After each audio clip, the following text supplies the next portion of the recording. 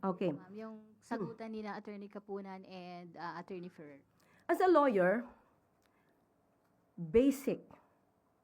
This is so basic. Misleading questions are not allowed, especially during cross-examination. Bakit?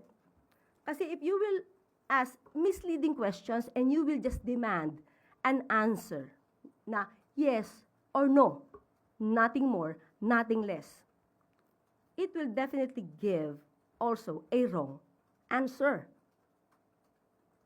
So hindi, sanay na nga tayo sa fake news, pati ba naman sa hearing, magkakaroon pa ng fake news.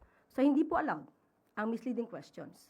Kasi para mong niloloko yung witness mo at pipilitin mong sumagot na oo o hindi.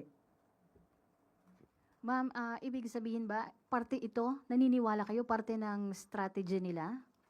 Yung ginagawa ng defense? Yung pagtatanong ng mga misleading questions? Ayoko mag-judge. Ayoko mag-judge sa style ng mga lawyers. So, respeto ko na lang sa kanila yon. Okay, thank you, ma'am. Follow